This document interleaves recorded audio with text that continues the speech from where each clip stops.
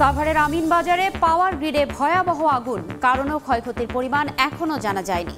নিয়ন্ত্রণের চেষ্টায় ফায়ার সার্ভিসের ৯টি ইউনিট।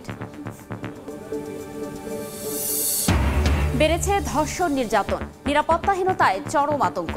৩ বছরে পৈশাচিকতার শিকার ৩,০০০-এর বেশি নারী। বিচারও হাতে গোনা, ব্যর্থতার দায় রাষ্ট্রের, বলছেন বিশেষজ্ঞ। রাজধানীতে কমছেই না মশার উপদ্রব। দুর্নীতি অনিয়মে কাজে আসেনি উত্তর সিটির ১২১ কোটি টাকার বাজেট। রাজনৈতিক প্রভাব খাটিয়ে বিপুল অর্থ নয় ৬ আউটসোর্সিং কোম্পানির। এয়ারপোর্টে চাকরির উদ্দেশ্যে গিয়েছিলাম। ৩৫ টাকা দিতে হবে, টাকা দিলে চাকরি হবে, না দিলে টাকা না দিলে চাকরি হবে না। ১,০০০ টাকা দিলে চাকরি যদি হয়ে যায় তো আমার ১,০০০ টাকা দিয়েও চাকরি নেওয়া দরকার।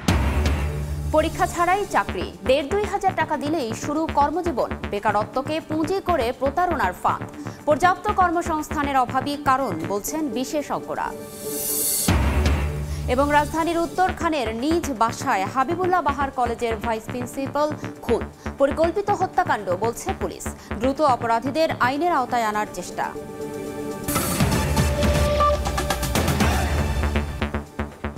সময় সংবাদের সঙ্গে আছি আমি ফারজানা লিনা। সাভারের আমিনবাজারের বিদ্যুৎ সঞ্চালনকারী কোম্পানি পাওয়ার গ্রিডে আগুন লেগেছে। সকাল 7:15টার দিকে এই আগুন লাগে। আগুন নেভাতে কাজ করছে ফায়ার সার্ভিসের ৯টি ইউনিট। আগুন লাগার কারণ ও ক্ষয়ক্ষতির পরিমাণ এখনও জানা যায়নি। ফায়ার সার্ভিস জানিয়েছে, আগুন লাগার খবর পাওয়ার ৫ মিনিটের মধ্যেই ঘটনাস্থলে প্রথম ইউনিটটি পৌঁছায়, পরে যোগ দেয় বাকিগুলো।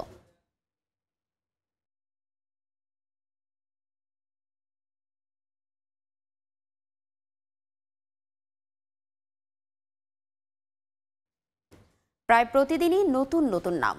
কেউ না কেউ ধর্ষণের শিকার হচ্ছেন দেশের নানা প্রান্তে। আতঙ্কে সবাই, হঠাৎ কেন এমন পরিস্থিতি? বিশেষজ্ঞদের মধ্যে এ নিয়ে রয়েছে ভিন্ন মত। শৃঙ্খলা রক্ষায় ব্যর্থতার এই দায় কেউ দিচ্ছেন স্বরাষ্ট্র মন্ত্রণালয়কে, কেউ আবার আইন বিভাগকে। ধ্রুব ব্যানার্জির রিপোর্ট, ক্যামেরায় ছিলেন আল মামুন। ৩ জন মিলে আমাকে ভেতরে একটা ফাঁকা জায়গায় নিয়ে গেছে। তোমাদের বাড়ি মা বোন সবাই আছে, তো আমারে ছাইড়ে দাও। ও বলে কি না, তুই যা করতে পারিস কর। তাদের একবারে ফাঁসি দিয়ে দিক, যাতে আর কোনো মা বোনের দিকে এরকম চোখ তুলে না থাকে। ভিন্ন মুখ, ভিন্ন প্রেক্ষাপট, তবে অভিন্ন বিচারের আকুতি। এই আর্তনাদের পরও ঠেকানো যায়নি ধর্ষণ নামক সামাজিক ব্যাধি। সময়ের পরিক্রমায় পরিণত হয়েছে মহামারীতে। শুধু কি তাই, বিচারের প্রত্যাশায় আদালতের দ্বারে দ্বারে ঘুরে ভুক্তভোগীর স্বজনের ক্লান্ত শরীর বহুবার বেছে নিয়েছে রাজপথ। এত আন্দোলন, এত সংগ্রাম, তবুও প্রাপ্তির খাতাটা যেন পড়ে থাকে শূন্য। শিশু থেকে শুরু করে ৭০ বৃদ্ধার নামও যুক্ত হয় ধর্ষিতার তালিকায়। ২০২১ থেকে ২০২৫ নরপিশাচের থাবায় ছিন্ন ভিন্ন হয়েছে ৩,২৭১ নারী দেহ। আর প্রমাণ মেটাতে বেড়েছে ধর্ষণের পর নির্মম হত্যার প্রবণতাও। কখনো বা বস্তাবন্দি শরীরের খণ্ডাংশ, আবার কখনো মেলেই না অস্তিত্ব। নতুন বাংলাদেশে নির্ভাবনায় স্বপ্ন বোনার কথা থাকলেও স্বপ্ন কি পূরণ হলো? নারীর প্রতি সহিংস থাবা বন্ধে কতটা প্রতিশ্রুতিবদ্ধ হতে পেরেছে সমাজ? আমাদের মেয়েদের কোনো সেফটি কাজ করে না, আমরা সবসময় আতঙ্কের মধ্যেই থাকি। রাস্তাঘাটে হাঁটা চলার জন্য কুরুচিপূর্ণভাবে তাকাই থাকে। যদি সমাজের মধ্যে এই বিচারগুলো না হয়, তাহলে অনাচার দিন দিন বাড়তেই থাকবে। নারীরা শুধুমাত্র শারীরিক নির্যাতনের শিকার হচ্ছেন এমনটা নয়। সামাজিক মাধ্যমে বিভিন্ন কুরুচিকর এবং নেতিবাচক মন্তব্যের মাধ্যমে হচ্ছে ডিজিটাল নির্যাতনও, যেগুলো গণমাধ্যমে প্রচারযোগ্যই নয়। একটি গবেষণা বলছেন, ডিজিটাল নির্যাতনের শিকার হয়ে 85% নারী কোনো ধরনের অভিযোগ করেন না, আর যে 15% নারী অভিযোগ করেন তারাও পান না সঠিক বিচার। ঘরে বাইরে সর্বত্র যন্ত্রণায় কাবু, নারী মনে প্রশ্ন জাগে, তবে কি নিরাপত্তা দিতে ব্যর্থ রাষ্ট্র? স্বরাষ্ট্র মন্ত্রণালয়ের সোজা কথা, এখানে চরম ব্যর্থতা আছে। তারা শুরু থেকেই তাদের ব্যর্থতার পরিচয় দিয়ে যাচ্ছে। কোনোভাবেই এই ল অ্যান্ড অর্ডার সিচুয়েশনটাকে তারা হাল ধরতে পারেনি। ধর্ষকদের শাস্তি দেওয়ার বিষয়ে আমাদের বিচার ব্যবস্থার একটা বড় ত্রুটি, কনভিকশন রেট 1%।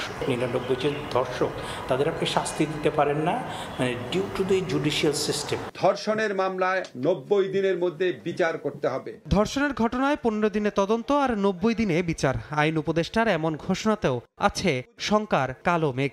তিনি সবাইকে আশ্বস্ত করার জন্য এটা বলেছেন। উনি তো একাডেমিশিয়ান, প্র্যাকটিস লেভেলে যারা কাজ করে, অ্যাডভোকেট এবং বিচারক, তাদের সাথে কথা বলাটা দরকার, যেটা আসলে সম্ভব কিনা এবং কোনোভাবেই যেন ইনজাস্টিস না হয়। 180 দিনের জায়গায় কেটে 90 দিনে নেমে আনা সম্ভব, কিন্তু ইনভেস্টিগেশন 15 দিনে আসলে কোনোভাবেই সম্পন্ন করতে পারবে না এই ধরনের ঘটনাগুলো। ফলে যেটা হবে, সাকসেস দেখানোর জন্য নিরপরাধ ব্যক্তিদেরকে ধরে ধরে চালান করার ব্যাপার ঘটবে। নারী মনও স্বপ্ন দেখে, ছুটে বেড়াতে চায় পথে প্রান্তরে, নীল আকাশে তাকিয়ে ভাবে আমরাও চাই স্বাধীনভাবে বাঁচতে। ধ্রুব ব্যানার্জি, সময় সংবাদ, ঢাকা। হবিগঞ্জের বানিয়াচংয়ে 6 বছরের শিশুকে জঙ্গলে নিয়ে ধর্ষণের অভিযোগ উঠেছে। ঘটনার শোক সইতে না পেরে মারা গেছেন শিশুটির বাবা। পুলিশ জানায়, রোববার বিকেলে শিশুটি তার বাড়িতে খেলছিল। এক পর্যায়ে 10 টাকার প্রলোভন দেখিয়ে বাড়ির পাশের জঙ্গলে নিয়ে ধর্ষণ করে বখাটেরা। এ সময় ভিকটিমের চিৎকারে আশপাশের লোকজন গেলে পালিয়ে যায় তারা। তাৎক্ষণিকভাবে তাকে উদ্ধার করে বানিয়াচং উপজেলা স্বাস্থ্য কমপ্লেক্সে নিয়ে যাওয়া হয়। অবস্থা গুরুতর হলে হবিগঞ্জ সদর হাসপাতালে পাঠানো হয়। পরে শিশুর নানি বাদী হয়ে বানিয়াচং থানায় মামলা করলে 2 কিশোরকে আটক করে পুলিশ। এ ঘটনার শোক সইতে না পেরে সোমবার মারা যান শিশুটির বাবা। আসামিদের বয়স দুজনেরই 18 কম। মহামান্য কোর্টের আদেশে যথাযথভাবে তাদেরকে যেভাবে বলবে সেভাবে তাদেরকে হস্তান্তর করা হবে।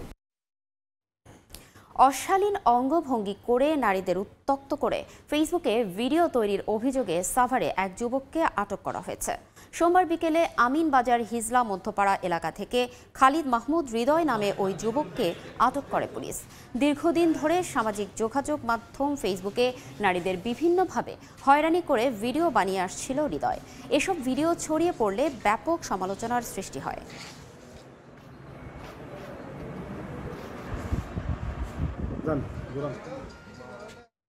মশক নিধন ও ডেঙ্গু মোকাবিলায় ঢাকা উত্তর সিটি কর্পোরেশনের 121 কোটি টাকা বাজেট থাকলেও অনিয়মে মেলেনি কাঙ্ক্ষিত ফল। নবনিযুক্ত প্রশাসক জানান, রাজনৈতিক প্রভাব খাটিয়ে এ খাত থেকে বিপুল অর্থ নয়-ছয় করে outsourcing company multi waste management and engineering. এমনকি মশা নিধন কর্মীদের বেতনের অর্ধেক টাকাও মেরে খেয়েছে কোম্পানিটি। সাদিকুর রহমানের রিপোর্ট। রাজধানীতে কমছে না মশার উপদ্রব। বছর বছর কোটি কোটি টাকা খরচ করলেও ফলাফল শূন্য। গত অর্থবছর ঢাকার 2 সিটি কর্পোরেশনের মশা মারতে বাজেট ছিল 152 কোটি 85 লাখ টাকা, যার মধ্যে উত্তরের 121 কোটি 84 লাখ। তবুও নিয়ন্ত্রণে নেই মশা। এবছর মশক নিধনে কার্যকর ভূমিকা না থাকায় বর্ষার আগেই দেখা দিয়েছে মশার উপদ্রব। মশার ওষুধ দেয় বা ওই মশার ওষুধ ছিটায়, এগুলো আমি দেখিনি, আমার চোখ অনেক দিন তো পড়তেছে না। মাঝে মাঝে ধোঁয়াকৃতি দেখা যায়, যেটা অনেক দূরের থেকে যথাযথ জায়গায় মানে নিধন হয় মশা, এরকমভাবে আমরা দেখি না, সচরাচর চোখে পড়ে না। ধোঁয়াটা খালি এই জায়গায় দিয়ে চলে জায়গা, কিন্তু মশা তো যায় না। 5 আগস্টের পট পরিবর্তনের পর মশক নিধন প্রকল্প থেকে বিপুল অর্থ নয়-ছয় করার অভিযোগ উঠেছে outsourcing company multi waste management and ইঞ্জিনিয়ারিংয়ের বিরুদ্ধে। এমনকি মশা নিধন কর্মীদের মাসিক বেতন প্রায় 18,000 টাকা হলেও কোম্পানিটি পরিশোধ করত প্রায় অর্ধেক। আমাদের বেতন 17,610 টাকা, কিন্তু আমরা এখন পাচ্ছি হলো 11,800 টাকা।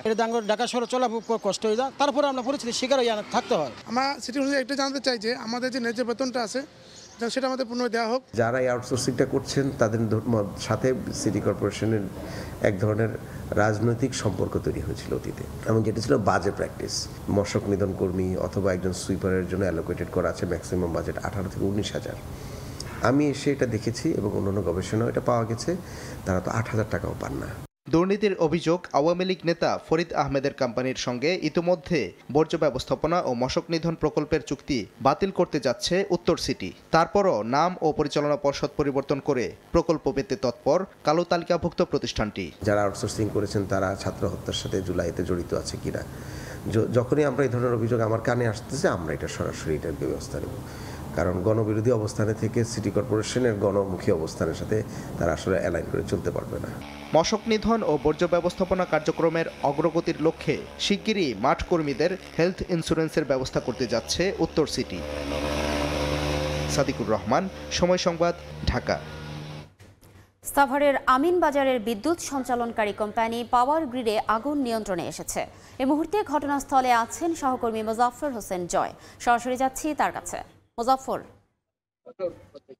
জানেন যে আজকে সকাল 7টা থেকে হঠাৎ করেই সাভারের যে আমিনবাজার যে সাব স্টেশন বা পাওয়ার গ্রিড রয়েছে সেখানে কিন্তু অগ্নিকাণ্ডের ঘটনা ঘটে। আমরা মূলত এখানের বিভিন্ন সূত্র থেকে যে জিনিসটি জানতে পেরেছি সেটি হচ্ছে সাব স্টেশনের একটি ট্রান্সমিশনে মূলত যান্ত্রিক ত্রুটি অথবা যে কোনো সমস্যার কারণে সেখানে স্ফুলিঙ্গ হয় এবং সেখান থেকেই আগুন ধরে। মূলত এই অগ্নিকাণ্ডের ঘটনায় যে একটি সাব স্টেশনের একটি ট্রান্সমিটারে আগুন ধরার সাথে সাথে কিন্তু ফায়ার সার্ভিস এখানে চলে আসে এবং 7টা থেকে এই পর্যন্ত প্রায় 2 ঘন্টা ব্যাপী আগুন নিয়ন্ত্রণে কাজ চালায় এবং আমরা যতটুকু জানতে পেরেছি সর্বশেষ তথ্য অনুযায়ী 12 থেকে 13টি ফায়ার সার্ভিসের ইউনিট এখানে রয়েছে।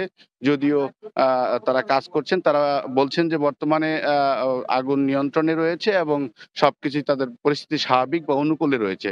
আপনারা দেখতে পাচ্ছেন যে আমিনবাজারের যে সাব স্টেশনটি রয়েছে অর্থাৎ যেখানে থেকে বিদ্যুৎ সরবরাহ করা হয়ে থাকে এই মূলত এই সাব স্টেশন থেকে সাভার সহ রাজধানীর বিভিন্ন অঞ্চলে বিদ্যুৎ সরবরাহ করা হয়ে থাকে বলে আমরা জানতে পেরেছি। এখানে আগুন নিয়ন্ত্রণের কাজে যেমনি আপনার ফায়ার সার্ভিসের 12 থেকে 13টি ইউনিট রয়েছে ঠিক তেমনি কিন্তু আইন শৃঙ্খলা বাহিনীর উপস্থিতিও পর্যাপ্ত রয়েছে বলে আমরা দেখতে পাচ্ছি। একই সাথে কিন্তু যেটি হয়েছে যে সেনাবাহিনীর সদস্যরা এখানে উপস্থিত হয়েছেন। ফায়ার সার্ভিস সূত্র আমাদেরকে যেটি জানিয়েছে সেটি হচ্ছে যে মূলত আগুন যাতে আর না বাড়তে পারে তার জন্য কিন্তু তারা যে ধরনের প্রস্তুতি নেওয়া দরকার সেই ধরনের প্রস্তুতি নিয়েছেন এবং পর্যাপ্ত পানির যোগান এখানে রয়েছে বলে তারা আমাদেরকে জানিয়েছেন, যার ফলে স্বল্প সময়ের মধ্যেই আগুন নিয়ন্ত্রণে আনা গেছে এবং বড় ধরনের কোনো সংখ্যা নেই এবং কোনো ক্ষয়ক্ষতির সম্ভাবনা নেই বলেও তারা আমাদেরকে জানিয়েছেন। মূলত একটি তারা যদি বলছেন যে মূলত সাব স্টেশনের একটি ট্রান্সমিটারে যান্ত্রিক ত্রুটি অথবা যে কোনো একটি সমস্যা হওয়ার কারণেই এখানে আগুন ধরে গিয়েছিল। মূলত এই সাব স্টেশনটি কিন্তু বিশাল একটি এরিয়া জুড়ে এবং প্রাচীর রয়েছে, পর্যাপ্ত নিরাপত্তা বলয় এখানে রয়েছে, যার ফলে কিন্তু দুষ্কৃতকারীরা এখানে আগুন ধরিয়ে দেওয়ার কোনো সম্ভাবনা নেই বলে আমাদের কর্তৃপক্ষ জানিয়েছেন। তবে তারা বলছেন যে এটি শুধুমাত্র যান্ত্রিক ত্রুটির কারণেই এই ঘটনাটি ঘটেছে এবং এর পর ফায়ার সার্ভিস সহ জনবল যারা ছিলেন তারা কিন্তু আগুন নিয়ন্ত্রণে এনে পরিস্থিতি স্বাভাবিক করার চেষ্টা করেছিলেন এবং দীর্ঘ 2 ঘন্টারও বেশি সময় ধরে চেষ্টার ফলে কিন্তু আগুন নিয়ন্ত্রণে এসেছে। আপনারা দেখতে পাচ্ছেন যে মূলত সেনাবাহিনীর সদস্য সহ আমাদের যে সাংবাদিক সহকর্মী রয়েছেন তারা কিন্তু এখানে রয়েছেন, একই সাথে ফায়ার সার্ভিসও এখানে উপস্থিত রয়েছেন। তো মূলত আমিনবাজারের যে এই সাব স্টেশনে মূলত সকাল 7টায় অগ্নিকাণ্ডের ঘটনা ঘটে। এরপর দীর্ঘ 2 ঘন্টারও বেশি সময়ের চেষ্টায় মূলত 10 থেকে 13টি ইউনিট এখানে আসে এবং আগুন নিয়ন্ত্রণের চেষ্টা চালিয়েছে এবং তারা বলছেন যে বর্তমানে আগুন নিয়ন্ত্রণে রয়েছে। সাভারের আমিনবাজারের সাব স্টেশন থেকে আমার কাছে এই ছিল অগ্নিকাণ্ডের সর্বশেষ তথ্য। সাভারের আমিনবাজার থেকে সরাসরি যুক্ত ছিলেন সহকর্মী মুজাফফর হোসেন জয়। পরীক্ষা কিংবা মূল্যায়ন ছাড়াই চাকরি, শুধু দরকার শিক্ষাগত যোগ্যতা। মাত্র 1.5 থেকে 2,000 টাকা দিলেই পরদিন থেকে শুরু হবে বহুকাঙ্ক্ষিত কর্মজীবন। আছে বিনামূল্যে থাকা খাওয়ার সুযোগও। বেকারত্বকে পুঁজি করে চটকদারি সব বিজ্ঞাপনে ছেয়ে গেছে অনলাইন অফলাইন মাধ্যম। প্রতারণার এমন ফাঁদে কেন পা দিচ্ছে চাকরি প্রত্যাশীরা? আরও জানাচ্ছেন জিন্নাতারা যশোয়া। এখানে 10 সাক্ষাৎকার কথা বলবে শেষ। হাইট কতটুকু আপনি? বেতন হবে স্টার্টিং এ 12,000 টাকা।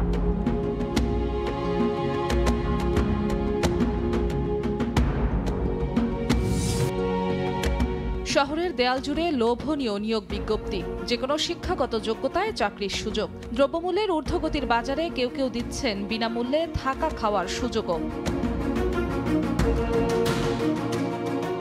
একই ধরনের নিয়োগ বিজ্ঞপ্তি বেড়েছে সামাজিক যোগাযোগ মাধ্যমেও। প্রতিযোগিতার বাজারে চাকরি কিভাবে ধরা দেয় এত সহজে? চাকরি প্রার্থী হয়েই খোঁজ শুরু করি আমরা। নারীদের উচ্চতা বেশি হলেই মিলবে চাকরি, এবার যুক্ত হলো নতুন এই যোগ্যতাও। পরীক্ষা দিয়ে না, এরকম কিছু না। এখানে 10 সাক্ষাৎকার কথা বলবে শেষ। হাইট কতটুকু আপনি? আমার হাইট তো 5 ফিট 4। তা তো আপনি অনেক লম্বা। আপনি আসেন, সমস্যা নাই, দেওয়া যাবে। বেতন হবে স্টার্টিং এ 12,000 টাকা।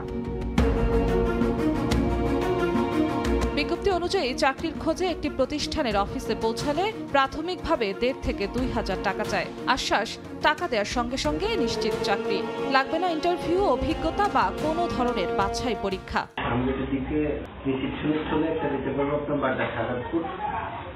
হচ্ছে পেশেন্ট কেয়ার দিতে পারবো আপনার এইখানে বেতন কর্মটা এখানে করতে হবে, তারপর আমরা এখান থেকে জয়েনিং ভাই ফোন দিয়েছিলেন। টাকার বিনিময়ে চাকরি নিতে আপত্তি জানালেও চাকরি দিতে মরিয়া হয়ে খোঁজ নিতে থাকে প্রলোভন দেখানো চক্র। ফোন দিয়েছিলাম, পরবর্তী কি জয়েন করলেন? না তো, পরে তো আমাকে ওই দিন একটা ঠিকানা দিয়েছিল আর বলছিল টাকাটা না দিলে জয়েন করা যাবে না। আর আমি ওই জায়গার অফিস খরচ আছে, এই জায়গার অফিস খরচ আছে। তো অফিস খরচ কি আপনারা যাদেরকে চাকরি দেন তাদের থেকে নেন? আমি তো নেব না, যেখানে পাঠাবো সেখান থেকে নেবে। স্থানীয় বাসিন্দাদের নানা অভিযোগের তীর তাদের দিকে। মানুষকে অরিজিনাল ঠিকানা দেয় না, খালি আমরা বন্ধু না করবো আরো সামনে আরো সামনে, ওই সামনে আপনার যেটা চাকরি পাওয়া যেখানে সোনার হরিণ পাওয়ার মতো বিষয়, সেখানে আজ সকালে টাকা দিলে বিকেলেই জয়েনিং, কিংবা আজ টাকা দিলে কাল সকালেই জয়েনিং। দুর্মূল্যের এই বাজারে আবার কেউ কেউ দিচ্ছেন বিনামূল্যে থাকা খাওয়ার মতো প্রলোভনীয় অফার। কিন্তু প্রশ্ন হচ্ছে, কেন এত সহজ ফাঁদে পা দিচ্ছেন তরুণ সমাজ? এয়ারপোর্টে চাকরির উদ্দেশ্যে গিয়েছিলাম, আমার কাছে ৫০০ টাকা নিয়েছেন। ওটা বলতেছেন যে তোমার ৩৫ টাকা দিতে হবে খানার জন্য ১ মাসের জন্য। আমি তো টাকা পয়সা তো আনি নাই, টাকা দিলে চাকরি হবে, না দিলে টাকা না দিলে চাকরি হবে না। এত সুযোগ সুবিধা দেওয়া হচ্ছে যে ১,০০০ টাকা দিলে চাকরি যদি হয়ে যায়, তো আমার ১,০০০ টাকা দিয়েও হচ্ছে চাকরি নেওয়া দরকার। টাকা দিয়েও হচ্ছে যে তাদের পরে খোঁজ পাওয়া যায় না। পর্যাপ্ত কর্মসংস্থান না থাকার কারণে দেখা যায় যে আমরা অনেক প্রতিযোগিতার মধ্যে যেও চাকরিটা আসলে পাই না। সরকারি হিসেবে বছর ব্যবধানে দেশে বেকার মানুষের সংখ্যা বেড়েছে ১,৭০,০০০। গত সেপ্টেম্বর মাস শেষে দেশে কর্মহীন মানুষের সংখ্যা ঠেকেছে ২৬,৬০,০০০-এ। পর্যাপ্ত কর্মসংস্থান তৈরি করে বেকারত্বের লাগাম টেনে ধরা গেলেই কেবল কমবে চাকরি দেওয়ার নামে প্রতারণার সুযোগ, মত বিশেষজ্ঞদের। জুলাইয়ের অভ্যুত্থানটা কিন্তু শুরুই হয়েছিল একটা কর্মসংস্থানের জায়গা থেকে, কিন্তু সরকারি জবের জন্য শুরু হয়েছিল, কিন্তু সরকার আসলে জব কত দেবে? আমরা চেষ্টা করছি সেটা হচ্ছে যে এই গ্র্যাজুয়েটদেরকে কোনোভাবে বিদেশে কর্মসংস্থান মার্কেটে কানেক্ট করে দেওয়ার জন্য। এদিকে ডেমোগ্রাফিক ডিভিডেন্ড হিসেবে গত বছর শ্রমশক্তিতে যুক্ত হওয়া মানুষের সংখ্যাও কমেছে ১৯,৫০,০০০। জিনাতারা যশোয়া, সময় সংবাদ, ঢাকা। রাজধানীর উত্তরখানের নিজ বাসায় খুন হয়েছেন হাবিবুল্লাহ বাহার কলেজের ভারপ্রাপ্ত ভাইস প্রিন্সিপাল সাইফুর রহমান। ময়নাতদন্তের জন্য সোহরাওয়ার্দী মেডিকেলে রাখা হয়েছে মরদেহ। পুলিশ বলছে এই হত্যাকাণ্ড পরিকল্পিত। খুনিদের চিহ্নিত করে আইনের আওতায় আনার চেষ্টা চলছে। প্রিয় শিক্ষক দুর্বৃত্তের ছুরিকাঘাতে খুন হয়েছেন এমন খবর শুনেই সোহরাওয়ার্দী মেডিকেলের মর্গে ছুটে আসেন শিক্ষার্থীরা। সবচেয়ে বড় যে আঘাতটা ছিল সেটা হচ্ছে ওনার ঘাড়ের মধ্যে এই জায়গার যে ঘাড়ের যে রগ আছে, যে নার্ভটা আছে, সেই নার্ভটা কেটে গিয়েছে। নিহতের স্বজনরা জানান, সোমবার ভোররাতে নিহতের উত্তরখানের ভাড়া বাসায় তাকে এলোপাতাড়ি কুপিয়ে জখম করে দুর্বৃত্তরা। পরে প্রতিবেশীরা উত্তরার একটি হাসপাতালে নিয়ে গেলে চিকিৎসকরা তাকে মৃত ঘোষণা করেন। পরে ময়নাতদন্তের জন্য মরদেহ আনা হয় সোহরাওয়ার্দী মেডিকেল কলেজের মর্গে। একজন শিক্ষকের মৃত্যু ঘটেছে, মানে আমাদের পুরো শিক্ষক জাতির গায়ে হাত উঠেছে, মৃত্যু ঘটছে। এর আমরা সুষ্ঠু তদন্ত এবং সুষ্ঠু বিচার চাই। আমরা এটা সুষ্ঠু তদন্ত এবং সুষ্ঠু নিরপেক্ষ তদন্ত হয়ে বিচার চাই, সুষ্ঠু বিচার চাই। 2 সন্তান ও স্ত্রীকে ছাড়া গত 4 মাস তিনি কোথায় থাকতেন জানতেন না নিহতের পরিবার ও স্বজনরা। ভাবিরে জিজ্ঞাসা করলাম স্যার ওয়াইফকে যে স্যার তো বাসায় থাকতেন, তাহলে উত্তরাতে নাকি একটা বাসা, এটা তো আমরা জানতাম না। তো বললো যে গত 3-4 মাস থেকে নাকি 2-3 মাস থেকে স্যার নাকি বাসায় অ্যাভেলেবেল না, বাসায় আসতো, আসলে আধা ঘন্টা 1 ঘন্টা স্টে করতো। ওনার ওয়াইফ জিজ্ঞাসা করার পর বলছে আমি থাকি আমার এক ফ্রেন্ডের সাথে। উত্তরখান থানা পুলিশ জানিয়েছে আত্মীয় পরিচয়ে এক পুরুষ ও এক মহিলা উঠেছিলেন সাইফুর রহমানের ভাড়া বাসায়। উনি গত 2-3 মাস আগে এখানে একটা বাসা ভাড়া নিয়ে পুরানপাড়াতে একটা ভাড়া নিয়ে 4th তলায় একা থাকতেন। 2-3 দিন আগে ওনার সাথে আরো 2জন লোক আসছে, একজন পুরুষ একজন মহিলা, ভাইয়ের স্ত্রী এবং ভাইপো পরিচয়ে। গতকাল রাতে ওনাকে বাথরুমের ভিতরে ধারালো অস্ত্র দিয়ে কোপাইছে। কোপানোর পরে ওনার আটকায় তারা চলে গেছে। আহত অবস্থায় উনি ওই বেলকনিতে আসে, লোকজনের আশপাশের লোকজনের ডাকাডাকি করছে, পরে স্থানীয় লোকজন তাকে হাসপাতালে নিয়ে গেছে। দ্রুত অপরাধীদের আইনের আওতায় আনা হবে বলে জানায় পুলিশ। আতাউর কাউসার, সময় সংবাদ, Dhaka. Teesta river comprehensive management and restoration প্রকল্প, যেটি স্থানীয়ভাবে তিস্তা মহাপরিকল্পনা নামে পরিচিত। এরই মধ্যে প্রকল্পটির সমীক্ষা চূড়ান্ত করতে উত্তরের 5 জেলার নদী অববাহিকার বাসিন্দাদের সঙ্গে সরাসরি মতামত আদান প্রদান করছে পাওয়ার চায়না কোম্পানি। প্রকল্পটি বাস্তবায়ন করা গেলে তিস্তা অববাহিকায় বৈপ্লবিক পরিবর্তন আসবে, আর ভূ রাজনীতির ক্ষেত্রে এই প্রকল্প নিয়ে কোনো প্রশ্ন ওঠার কথা নয় বলে জানিয়েছেন পাওয়ার চায়না কোম্পানির ডেপুটি কান্ট্রি ডিরেক্টর হান কুন। শাকিল মাহমুদের ক্যামেরায় নাজমুল ইসলাম নিশাতের রিপোর্ট।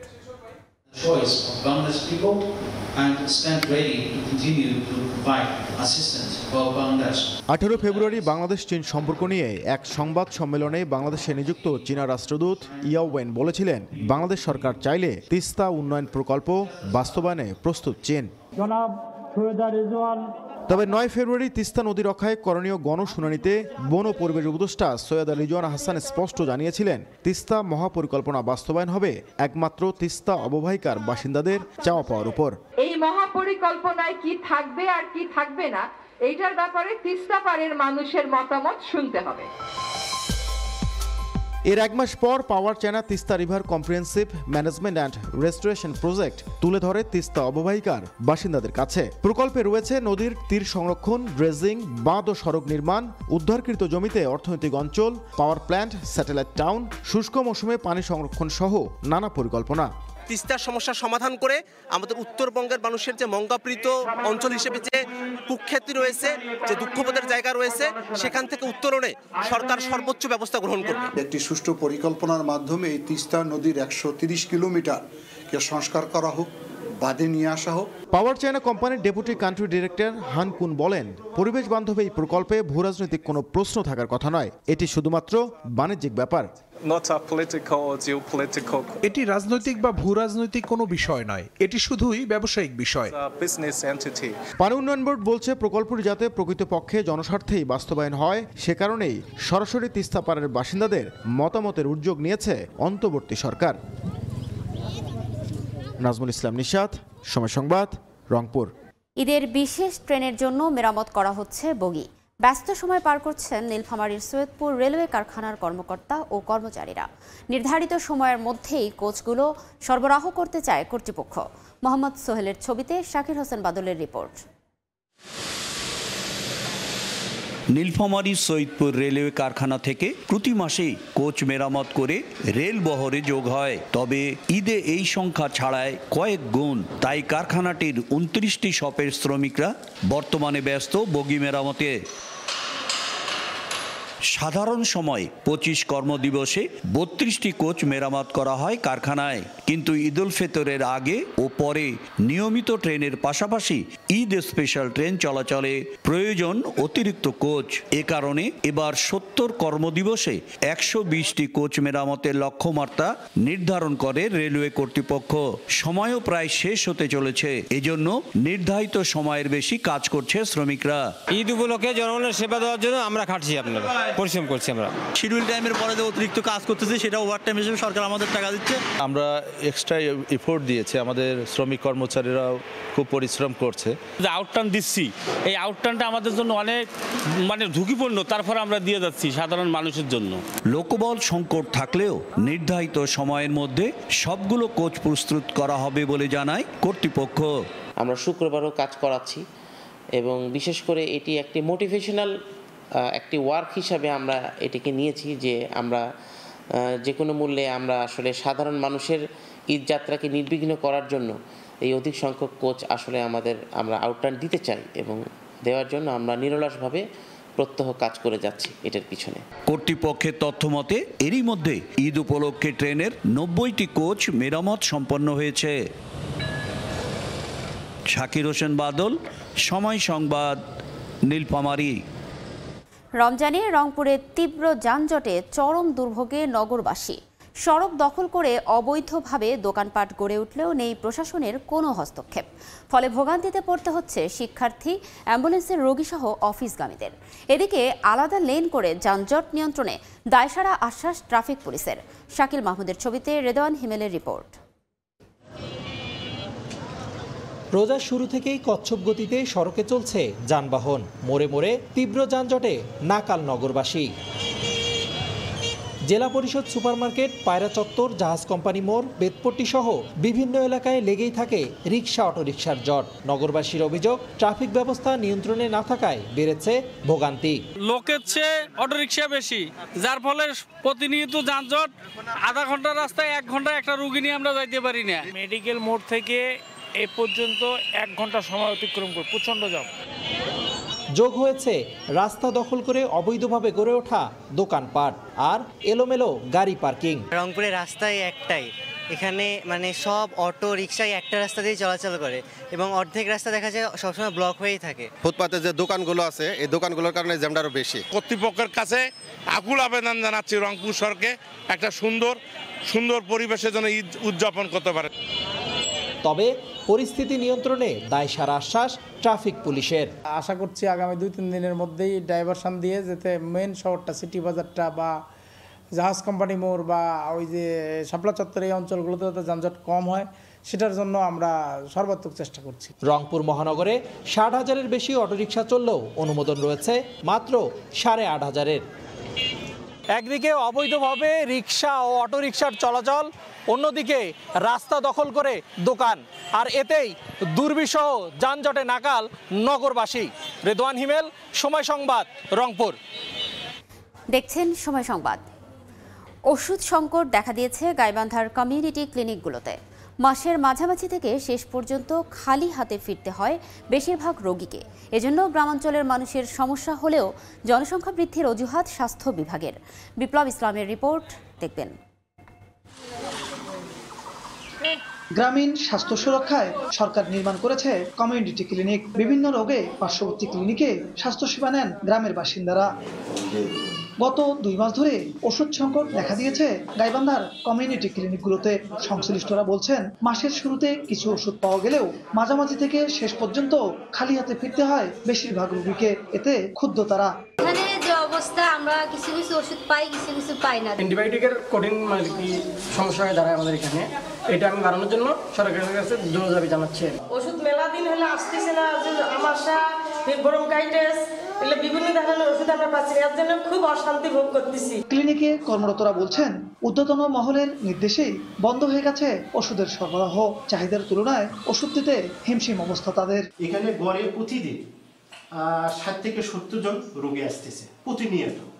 দেখা যায় আমাদের যখন ওষুধ এখানে 3 কার্টুনও দেখা যায়, যেখানে 4 মাস নেওয়া যায় না, সেখানে এখন বর্তমানে যে নিয়ম 2টা কার্টুন 4 মাস নিয়ে যেতে হবে। লিমিটেডটা না থাকতো যে আপনারা যত রোগী আসবেন ওষুধ দেবেন, শেষ হবে আবারও আমাদের সাপ্লাই দিবে। এটা করলে আমাদের জনগণ এবং আমাদের জবাবদিহিতা অনেকটাই জনগণের কাছে কমে যাবে। তবে সিভিল সার্জন বলছেন, কমিউনিটি ক্লিনিকে শুধু অ্যান্টিবায়োটিক ওষুধ সরবরাহ বন্ধ করা হয়েছে। আমাদের দেশে অ্যান্টিবায়োটিক রেজিস্ট্যান্স খুব খারাপভাবে দেখা দিয়েছে।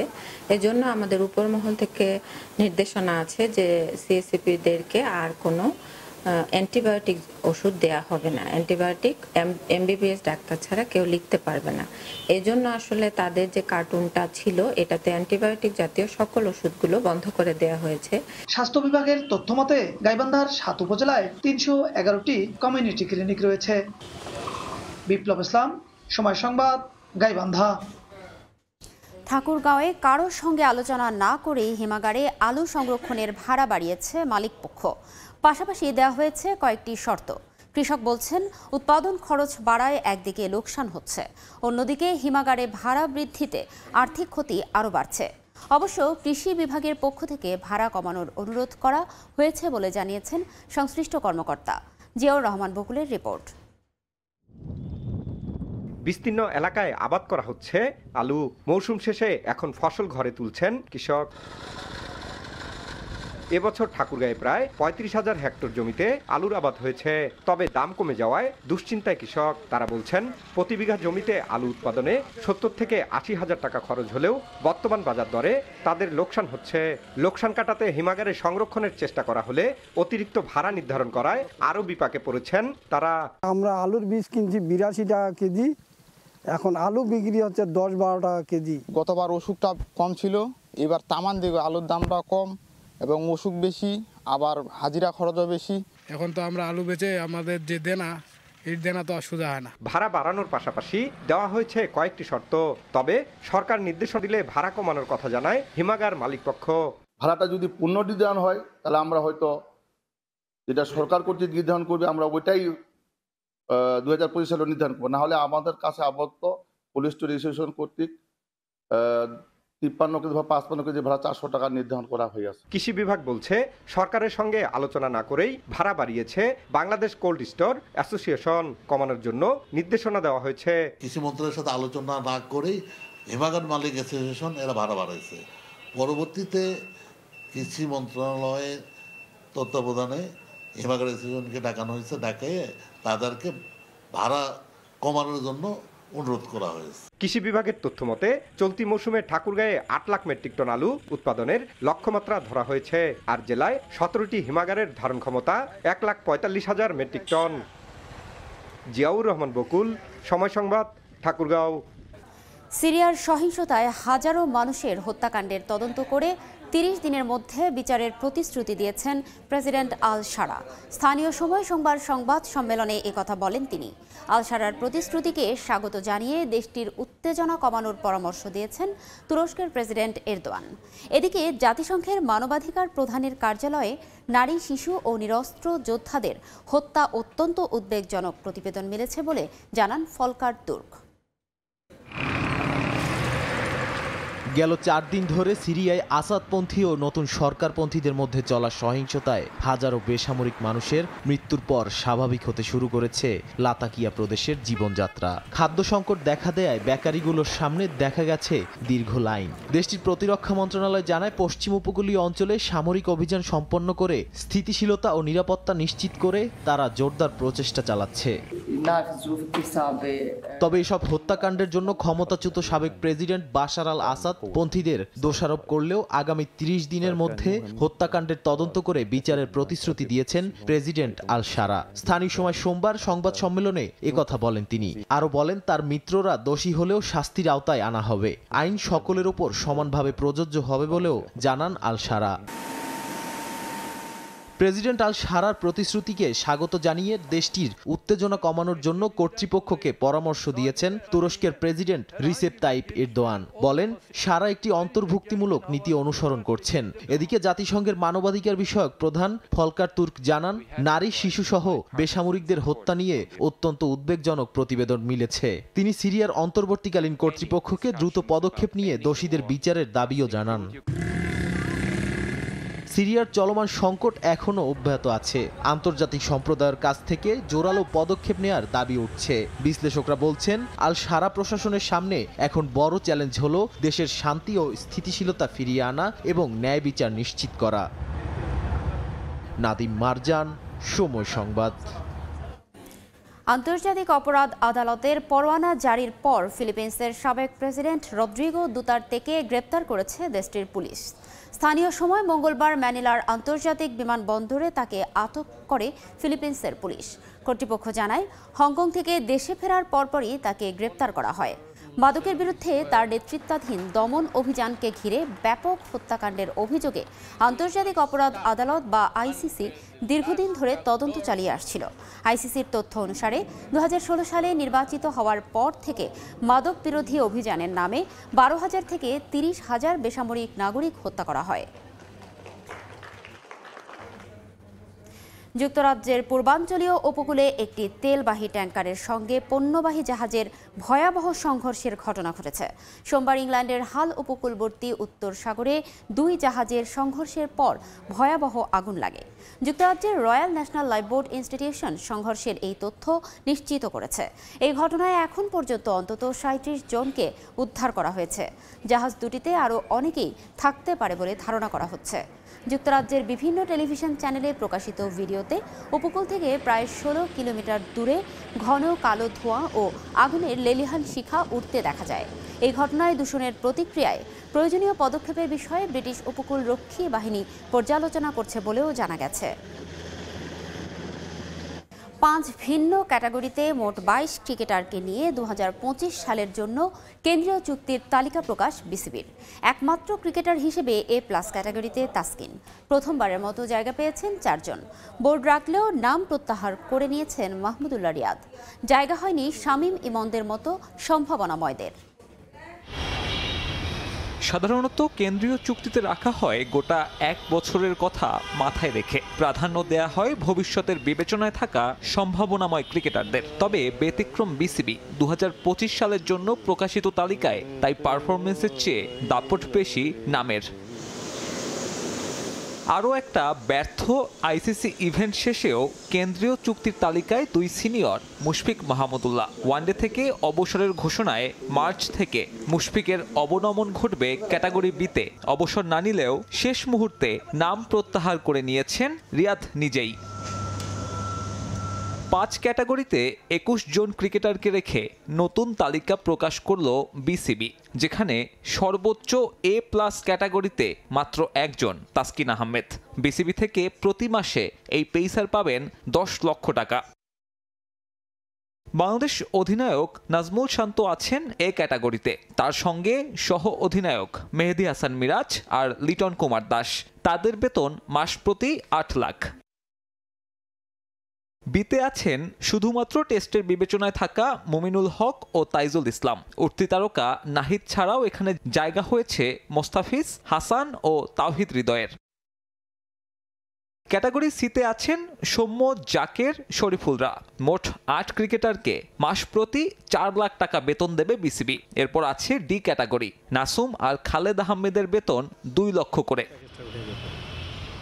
সামনের 1 বছরের চিন্তা মাথায় রেখে তালিকা করা হলেও রাখা হয়নি শামীম পাটোয়ারিকে।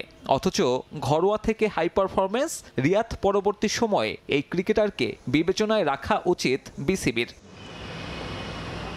একইভাবে সুযোগ পাননি পারভেজ ইমনও। অথচ সবশেষ চ্যাম্পিয়ন্স ট্রফির স্কোয়াডে ছিলেন এই ওপেনার। ভবিষ্যতের ভাবনা বিবেচনায় নিলে ইমনের জায়গা পাওয়াটাও ছিল প্রত্যাশিত। নতুন তালিকায় বাদ পড়েছে অনেক মুখ। সাকিব আল হাসান নেই প্রত্যাশিতভাবেই। নুরুল হাসান সোহান, জাকির হাসান, মাহমুদুল হাসান জয় কিংবা নাইম হাসানও কাটা পড়েছেন। নতুন চুক্তির মেয়াদ চলতি বছরের ডিসেম্বর পর্যন্ত। সাব্বির মিথুন, সময় সংবাদ। এ পর্যায়ে শীর্ষ সংবাদগুলো জানিয়ে দিচ্ছি আরেকবার।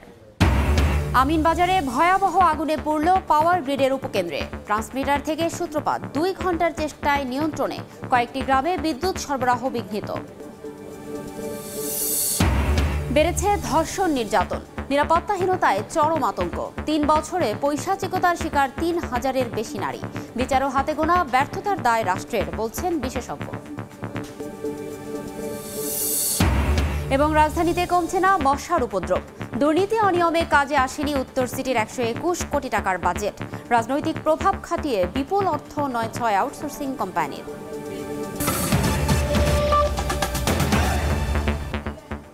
এই ছিল সময় সংবাদে। সঙ্গে থাকুন সময়ের।